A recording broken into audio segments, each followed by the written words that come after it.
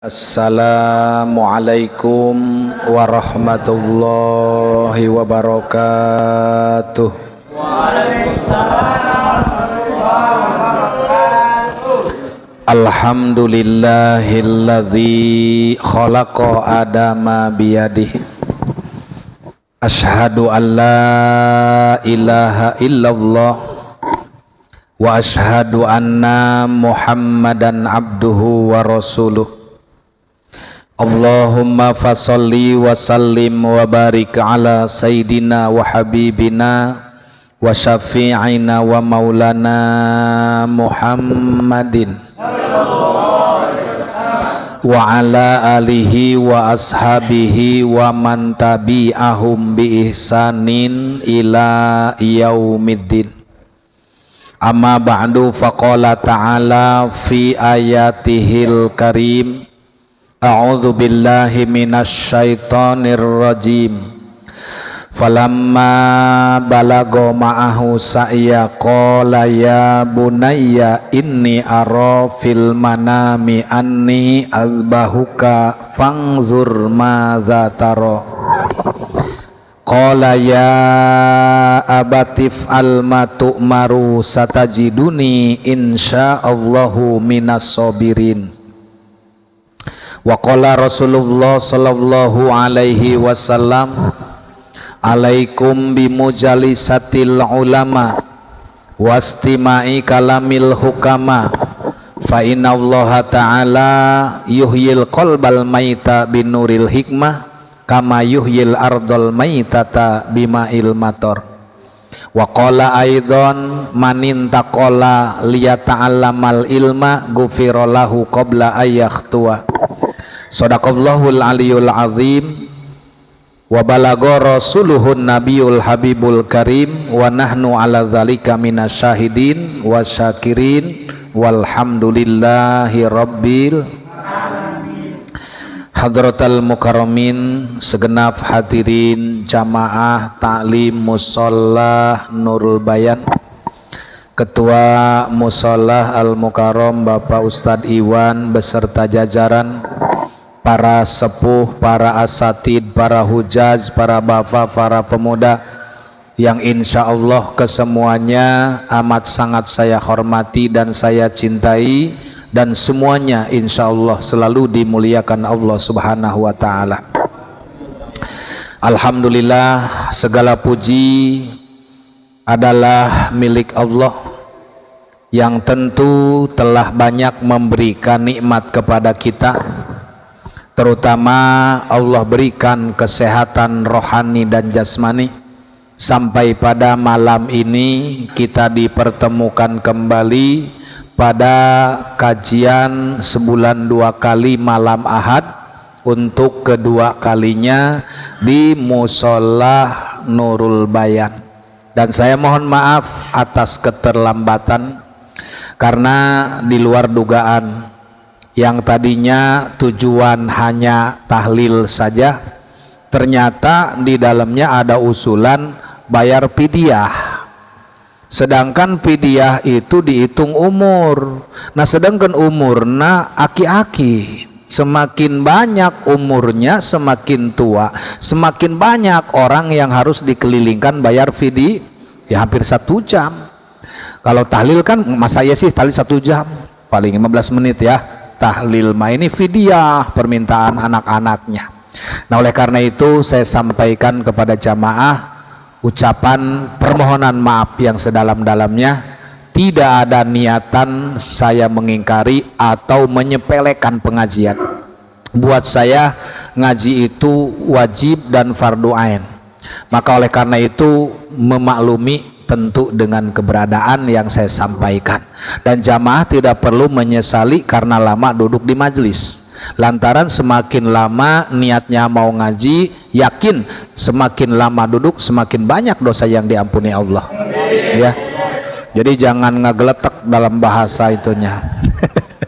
Iya, jadi makin lama memang pantat makin pegel.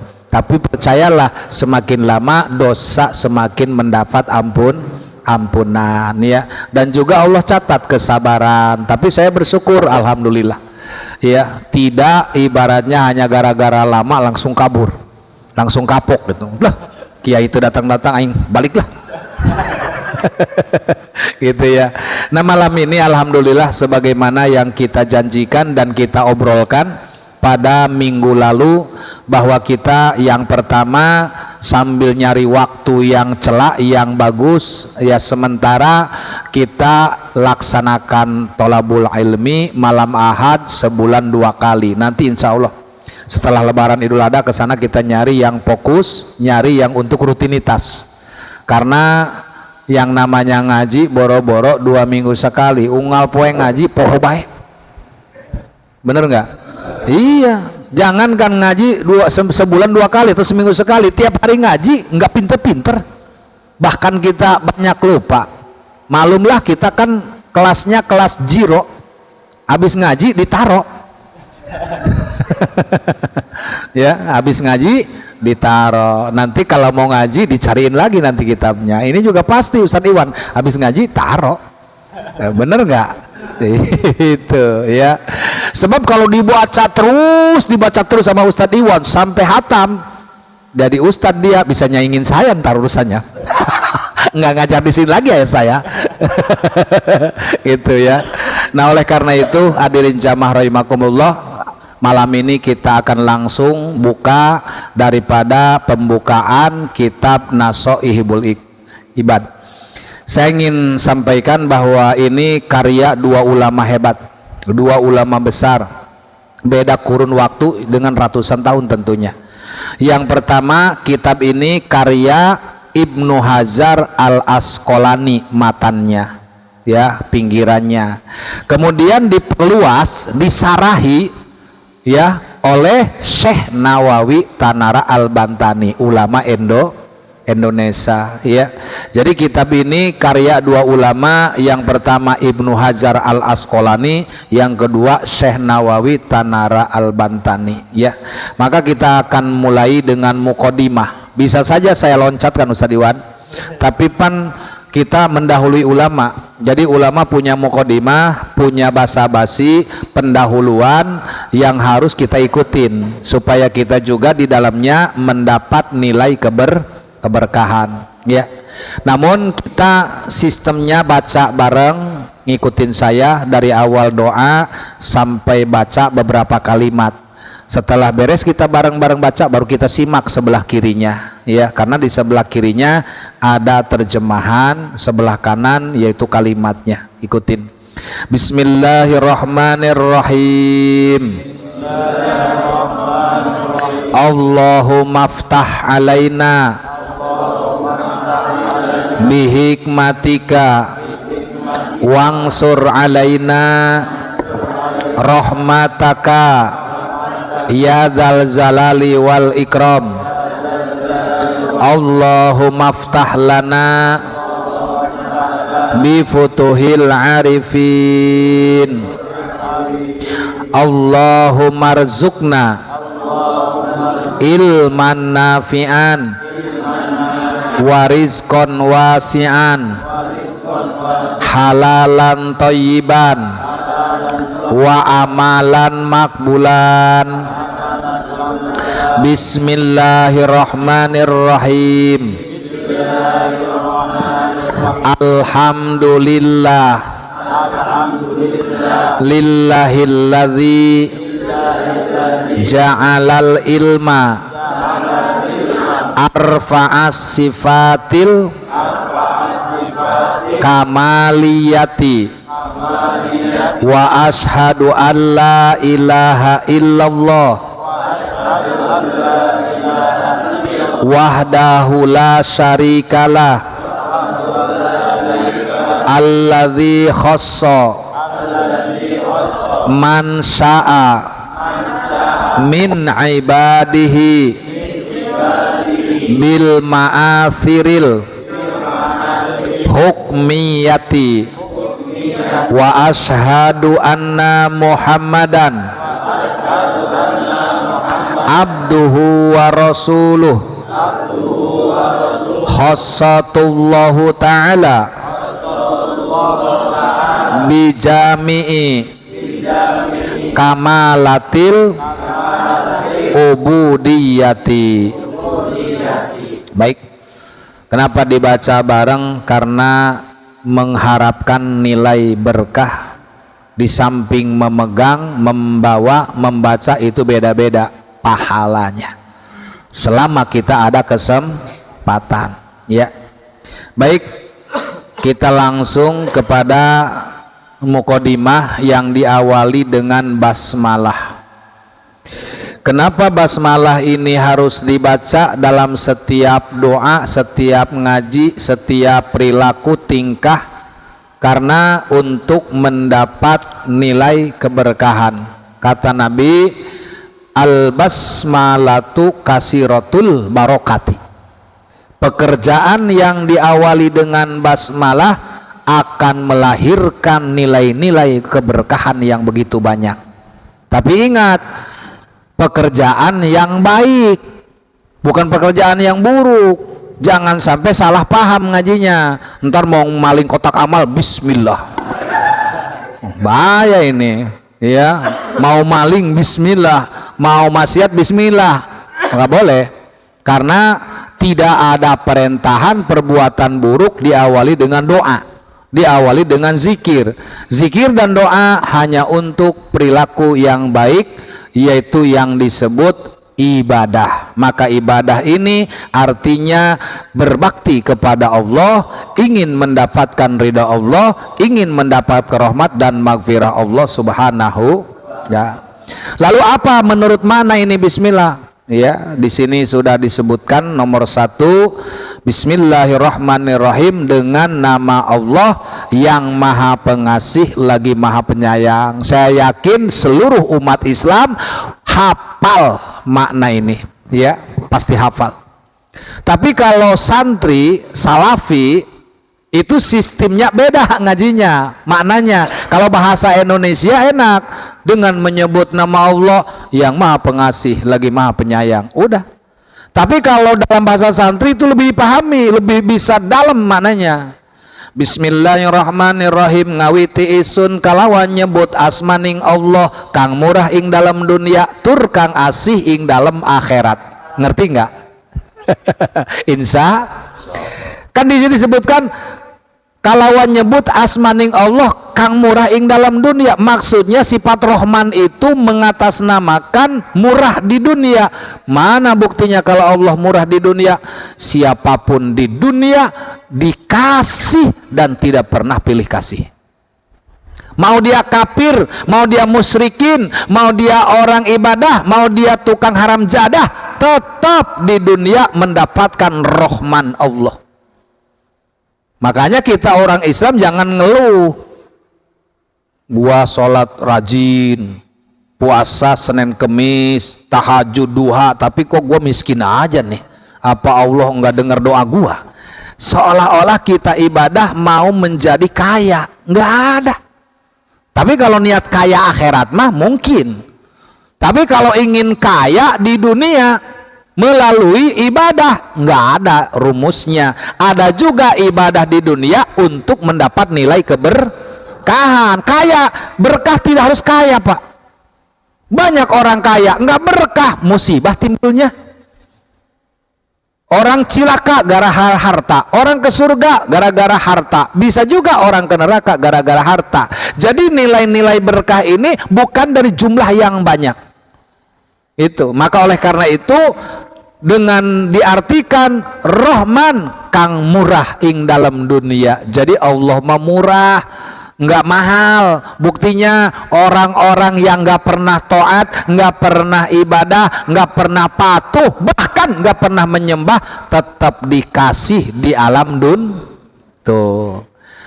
Ar-Rahim itu kang asih ing dalam akhirat, beda. Tuh ada kata-kata akhirat balaka. Balaka itu hanya akhirat saja. Berarti sifat Rahim Allah ini khusus berlaku untuk di negeri akhir. Siapa yang mendapatkan sayang pasti dia dikasih. Tapi kalau cuman dikasih belum tentu disayang. Jadi gitu ngajinya. Orang-orang yang di akhirat mendapatkan rohim, pasti di dunia mendapatkan rohman. Tapi kalau cuman mendapatkan rohman, belum tentu mendapatkan roh. Di dunia mah semua juga dikasih. Bahkan orang yang tidak ibadah banyak hartanya. Bahkan orang-orang musyrikin kafirin lebih kaya daripada muslimin. Tapi itu ingat, hanya untuk dunia. Karena mereka orang kafir, surganya Allah seberikan di alam dunia. Ad-dunya jannatul kafir, bahwa dunia surganya orang-orang kafir. Kalau kita miskin di dunia, lantaran oleh Allah rezekinya dibagi dua. 30% untuk dunia, 70% disimpan untuk akhirat. Kalau dikasih 100% dunia semua, lalu kita di sana mau mendapat nikmat dari mana? Tuh, itu harus kita pahami. Ya, harus kita yakini. 30 untuk dunia. Kenapa kok gedean akhirat? Di akhirat makan langgeng. Sementara di dunia hanya sementara. Berapa sih umur kita di dunia? Kata Nabi dalam ramalannya, a'maru ummati baina sitina wa sab'ina. Umur umatku berkisar antara 60 sampai 70 tahun. Setua-tuanya kita di zaman modern paling 70 tahun. Maka kalau sekarang udah ada 62 tahun 11 bulan. Iya. Berarti tinggal berapa lagi itu bonusnya? Tinggal sebulan lagi kan begitu. Kalau udah lebih dari 63, anggaplah bonus. Ya Pak Ji ya? Bonus.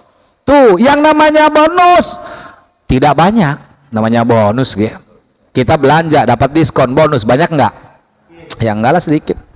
Jadi orang-orang yang sudah di atas 63 tahun umurnya ini sudah merdeka, ibarat kendaraan mah kreditan udah lunas. Ya, Ustadz Iwan masih kreditan, tahu nyampe tahu nggak kan gitu. Kita semua yang masih di bawah 63 belum sampai 60 itu kita tahap kreditan. STNK mah udah turun, nama kita udah tertera di tempat lahir. Tapi di tempat wafat belum. Kenapa? Karena belum lunas. Itu ya.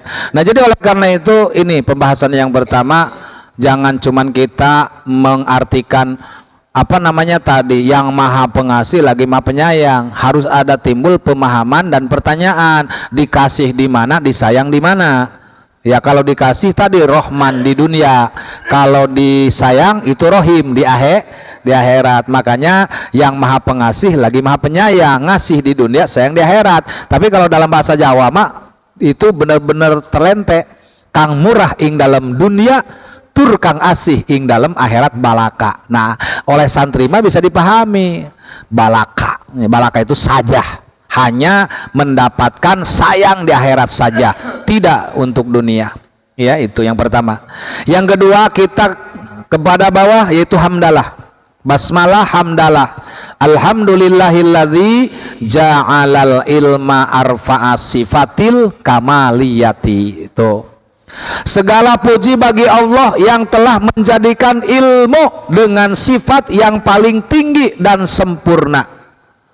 Ini luar biasa yang disampaikan oleh Syekh Nawawi Tanara Al-Bantani, bahwasanya ilmu meliputi segala-galanya. Pangkat kalah, harta kalah, nasab kalah, apapun yang kita miliki di dunia tidak ada tanding dan banding jika dibanding dengan ilmu.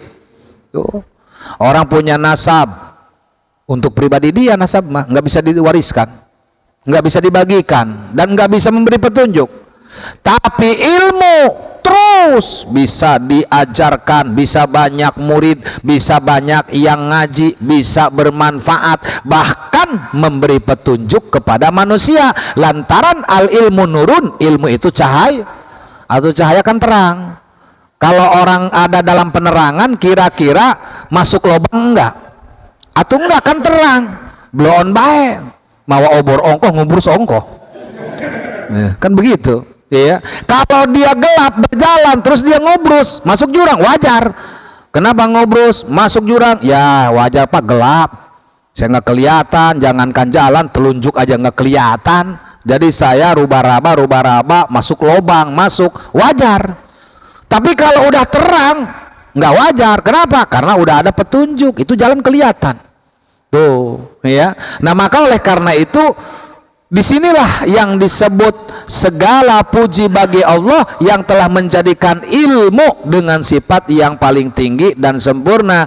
Tidak akan sembarangan ulama mengatakan ini kalau tidak ada dalam Al-Quran dan hadisnya. Tuh, mana Al-Qurannya yang berkaitan dengan ilmu? Yarfa'illahu alladzina amanu minkum walladzina utul ilma darajat. Yarfa'illah yang akan diangkat tinggi oleh Allah dari manusia. Yang pertama alladzina amanu, yaitu orang yang utul ilma, yang kedua adalah yang Tuh, jadi enggak ada yang derajat tinggi kecuali dua dalam Al-Quran, yaitu iman dan ilmu. Jadi orang beriman nggak ada ilmu sama juga bohong, karena ibadahnya perlu ilmu. Ada juga orang punya ilmu, pinter, tapi nggak ada iman, sama juga bohong. Ya, ibarat dia pakai baju nggak pakai celana, atau sebaliknya pakai celana nggak pakai baju, tetap aja nggak pantas. Tapi pakai celana pakai baju tertutup semua pantas, dan itu memang pasangannya. Baju dan celana adalah sepasang, ya. Nah, maka oleh karena itu tidak ada sifat yang sempurna, tidak ada yang tinggi kecuali adalah ilmu dan iman. Itu yang dimaksud di dalam lafaz hamdalah, ya. Nabi Adam aja ketika di surga diajarkan yang pertama apa? Ilmu. Sementara iblis dan malaikat udah ratusan tahun pun belum diajarkan ilmu oleh Allah. Tapi begitu datang Nabi Adam, langsung diajarkan ilmu, dan mereka terheran-heran. Kenapa Adam yang datang belakangan kok tahu bahwa ini piring, ini gelas, ini garpu, ini sendok? Kok tahu? Yaitulah Allah yang memberikan pelajaran nama-nama yang ada benda-benda di dalam surga luar biasa.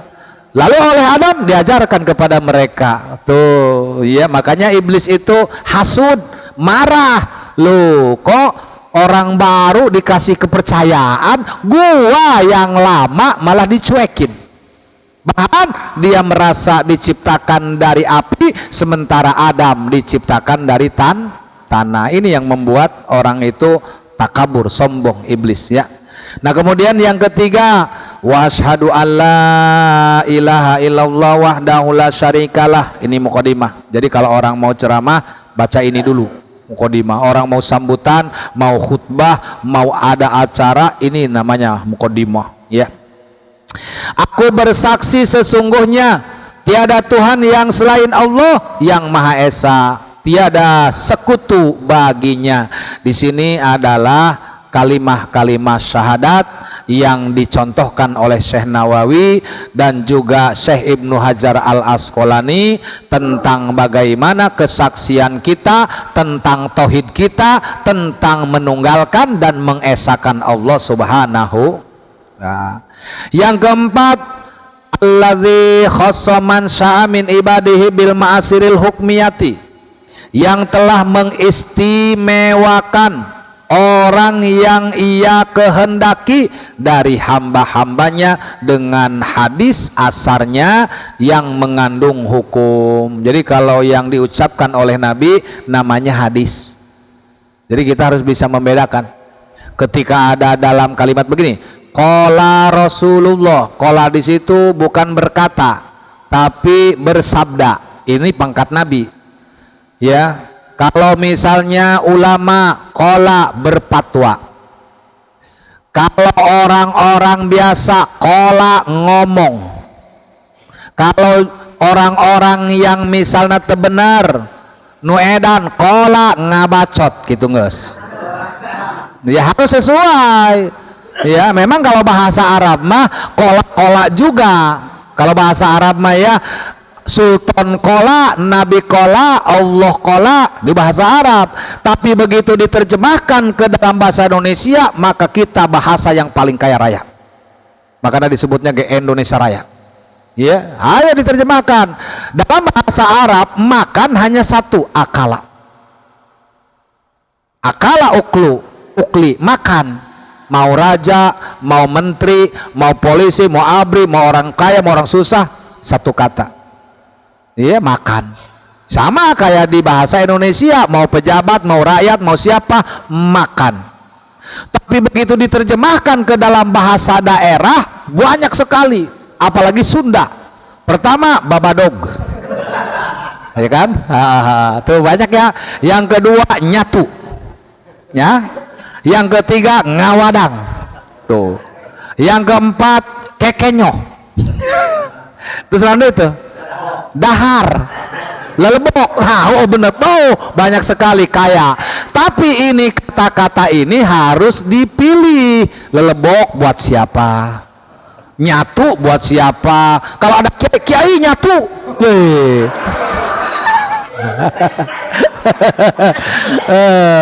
sopan amat lo sama kiai nyatu. Kumaha kana nyatu mah mam, tuang, dahar, ulok kiai babadog ka dieu. Iya, nah jadi ini juga sama. Qala, Nabi bersabda, qala, Allah berfirman. Tapi kalau orang biasa berkata, ngomong, bicara. Jadi kalau Nabi ngomong begini, nah nggak pantas itu. Seorang yang ceramah misalnya ngomong, Nabi pernah ngomong begini, masa Nabi ngomong disamakan dengan orang biasa? Ada bahasanya kalau kita mau belajar. Apa itu? Sabda. Tuh, Nabi bersabda. Berarti kalau kalimat sabda bukan orang biasa, bukan raja, bukan presiden, bukan biasa, tapi Kangjeng Nabi, tapi Rasul. Itu namanya bersabda. Dan kalau Allah berfirman, tuh, makanya disebut dalam ilmu tauhid itu adalah mutakaliman. Jadi Allah yang berfirman, ya. Jadi kalam namanya. Maka disebutnya Al-Quran itu kalamullah. Maka sering kita dengar acara selanjutnya yaitu pembacaan kalam ilahi. Nah, jadi kalam ilahi itu di dalamnya adalah firman-firman Allah, seperti itu, ya. Nah, itu diantaranya adalah hadis asar yang mengandung hukum setiap ucapan Rasul. Yang kelima, wa asyhadu anna Muhammadan abduhu wa rasuluhu khassatullahu ta'ala bi jami'i kamalatil ubudiyati. Dan aku bersaksi sesungguhnya Nabi Muhammad adalah hamba dan utusannya yang telah Allah istimewakan dengan seluruh kesempurnaan dalam ibadah.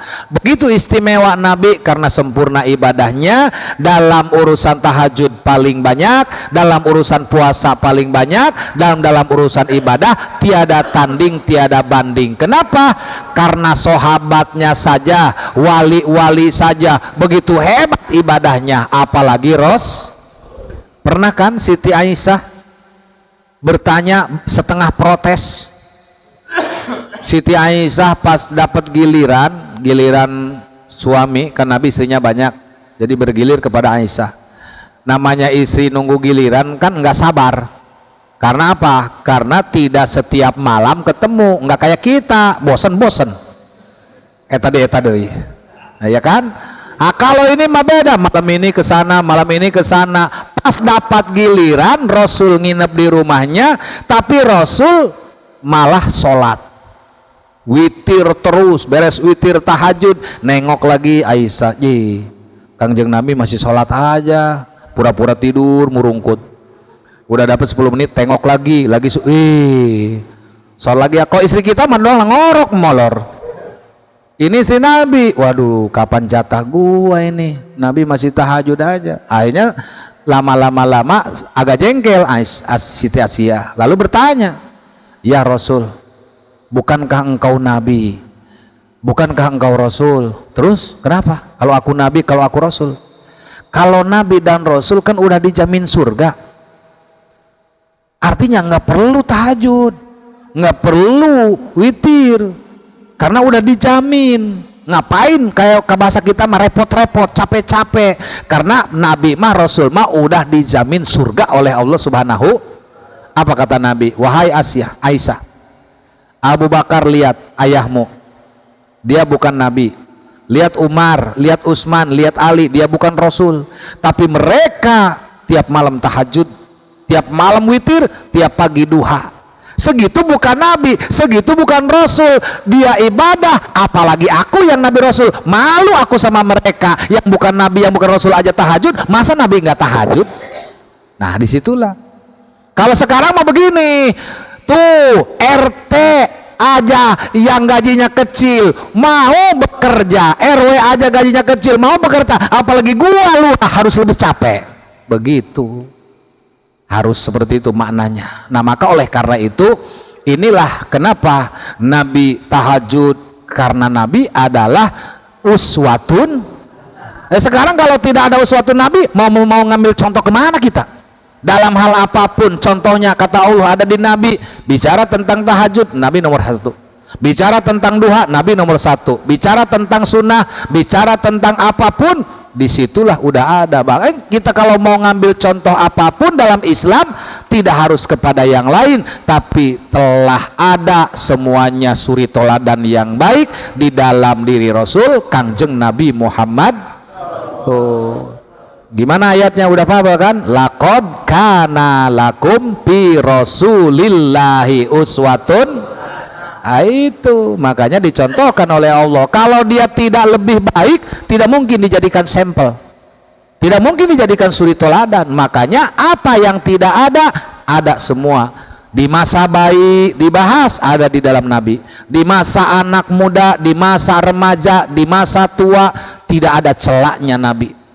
Ya, kalau kita kan beda-beda. Di masa kecil lucu, di masa kecil unyu-unyu, nges gede pihewaun. Ya beda, kita makan begitu. Ya. Nah kemudian selanjutnya di halaman 2, wa sallallahu ala sayyidina Muhammadinil ladzi mala Allahu ta'ala qalbahu sallallahu alaihi wasallam min jalalihil a'la jalla wa ala.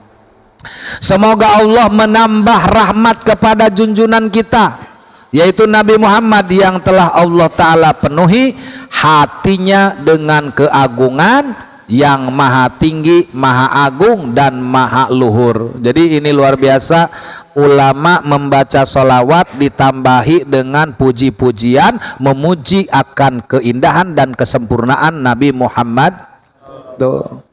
Dan banyak sholawat-sholawat yang dikarya oleh ulama tentang bagaimana memuliakan dan mengagungkan Nabi. Ada bahasa Sunda dulu waktu kecil. Saha anu cinta ka Nabi Muhammad, muncar cahayana saperti bulan purnama. Itu kalau dalam bahasa Arab mah tola'al badru. Badru adalah bulan Tola'a adalah muncul, datang. Waktu kapan? Waktu Nabi hijrah dari Mekah menuju Madinah. Makanya diarak tuh, disambut tola'al badru alaina. Itu luar biasa. Maka sekarang disunatkan, orang lahir datang disambut tola'al badru, baca berjanji. Jangan yang mati, masa yang marhaban, nupaeh marhaban, sama tinggal lah tuh orang mati mah ya. Nah, itu diantaranya. Masa luar biasa, ini adalah pujian, memuliakan serta mengagungkan Nabi. Kemudian wa ayyanahu sallallahu alaihi wasallam min jamalihil asna pasoro wa sallallahu alaihi wasallam masruron mansuron. Pribadi Nabi Sallallahu alaihi wasallam diliputi keindahan jasmani dan rohani. Tuh, tidak ada jasad yang sehebat Nabi. Mana bukti kehebatannya? Isra wal Mi'raj, ruh dengan jasadnya menembus langit pertama sampai langit kedua, bahkan sampai Sidratil Muntaha. Sementara Nabi dan Rasul yang lain, ruhnya saja yang ada di sana, jasadnya nggak ikut. Tapi Nabi mah jasadnya juga ikut. Dan tidak ada yang paling gagah kecuali Nabi kita. Tapi orang nggak tahu. Tahu kalau ditanya siapa Nabi yang paling ganteng, pasti jawabnya Nabi Yusuf. Iya kan? Pasti setiap orang ditanya siapa Nabi yang bangun, Nabi Yusuf. Maksudnya paling ganteng Nabi Yusuf adalah selain daripada Nabi Muhammad. Kalau Nabi Muhammad mah jangan dibanding-banding, dengan apapun tidak akan sebanding. Kenapa? Karena seluruh cahaya pun diciptakan dari sebagian nur Kangjeng Nabi Muhammad. Jadi kita tahunya Nabi Yusuf aja. Nabi Yusuf mah adalah sebagian daripada cahaya Nabi. Iya, karena ada lagunya sih. Sayang, sungguh sayang, ganteng-ganteng tidak sembahyang. Nabi Yusuf ganteng, dia bersembahyang. Nabi Yusuf ganteng, dia bersembahyang. Ini juga contoh. Nabi Yusuf yang ganteng saja masih mau sholat. Ada ini mah udah jelek. Ya Allah, udah miskin, nggak mau sholat, coba. Udah gitu hidup lagi. Lah, ini buat contoh kita juga. Tuh, orang gagah, orang hebat, orang ganteng, sholat. Tuh, bintang 5, bintang 4, bintang 3 masih mau sholat. Ini hansip tidak sholat. Coba.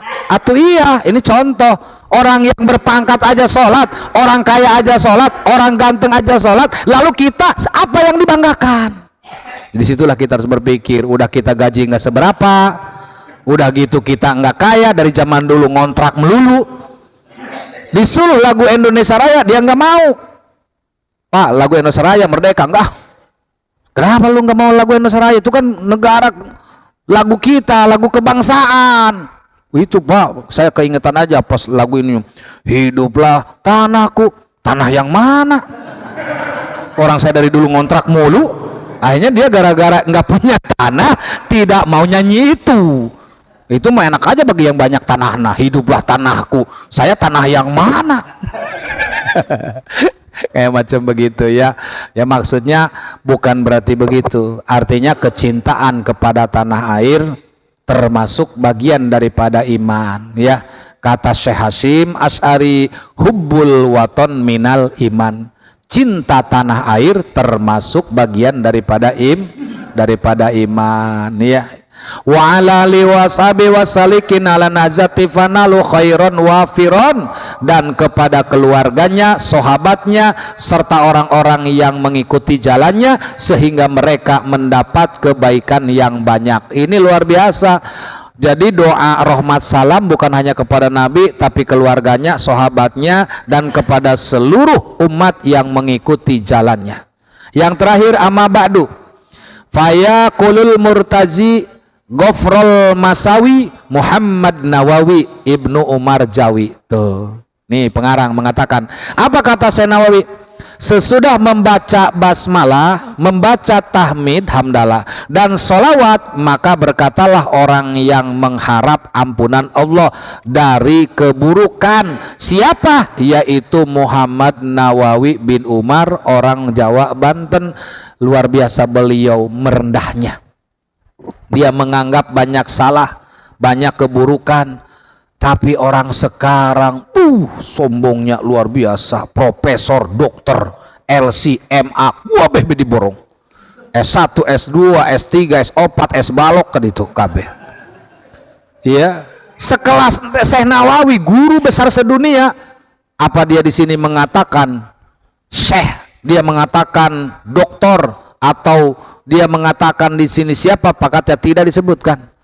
Ini adalah menandakan betapa tawaduknya orang, betapa solehnya orang, tidak mengatasnamakan dirinya ulama, tapi di hadapan Allah mengatasnamakan banyak keburukan. Ini luar biasa, patut dicontoh.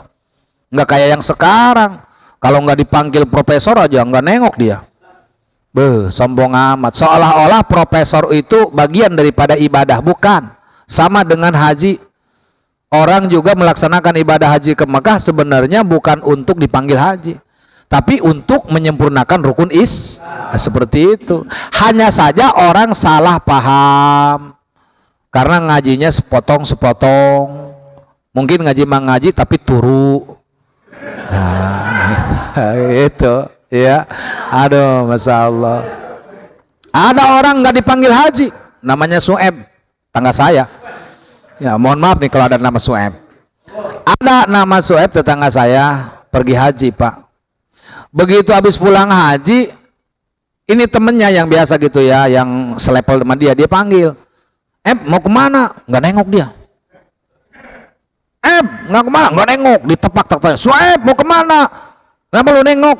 Goblok lu ya, gua habis 60 juta lu ke Mekah, lu nggak ngehargain gua, orang panggil haji. Itulah ya, jadi dia kenapa nggak nengok, karena nggak dipanggil haji itu ya. Jadi karena sekarang seperti itu umumnya, dan ini bukan hukum ya, bukan hukum, tapi ini adalah budaya. Jadi budayanya orang Indonesia kalau sudah ke Mekah ibadah haji maka pulangnya disebut haji, nggak ada masalah. Mudah-mudahan ini bagian daripada penghormatan, sebab tidak ada penghormatan yang sangat tinggi, tidak ada kemuliaan yang sangat tinggi, hanya ada satu-satunya di dunia, yaitu di Indo. Percaya sama saya, masalah penghormatan, mengagungkan dan memuliakan tidak ada di dunia ini kecuali Indonesia. Perlu buktikan. Di Indonesia siapa yang tidak hormat kepada Nabi? Jangankan Nabi asli, Nabi palsu banyak pengikutnya. Benar nggak? Apalagi Nabi asli. Nabi palsu aja diimani. Dulu ada Musadek, banyak pengikutnya. Belum lama ini dulu juga viral di Bandung ada nama, cuman namanya nggak serem, nggak cocok. Masa Nabi namanya Tugimin? Ya kan? Nanti orang-orang baca sholawatnya bingung dia. Kalau Nabi Muhammad kan keren, sallallahu ala Muhammad, lah ini sallallahu ala Tugimin lah, gitu, nggak pantas kan. Nah jadi di Indonesia ini Pak, soal cinta menyinta, hormat menghormat, menyayangi, mengasihi, mengagungkan rajanya, ratunya di Indo. Kita ini nggak hidup bareng dengan Rasul, tapi begitu cintanya kepada Rasul. Bahkan kita negaranya beda, bahasanya beda, negaranya beda, sukunya beda, bahasanya beda. Maka jelas kata Nabi, siapa umatku yang paling bahagia? Kata sahabat, mungkin orang yang dekat denganmu, belum tentu. Mungkin orang yang tinggi pangkatnya, belum tentu. Mungkin orang kaya raya karena banyak harta bahagia, belum tentu. Lalu siapa ya Rasul? Nah, dijawab oleh Nabi, orang yang paling bahagia umatku adalah orang yang tidak berjumpa denganku, tidak kenal denganku, tidak hidup bareng denganku, tidak satu negara denganku, tidak satu bahasa denganku, tapi mereka beriman kepadaku dan bersolawat kepada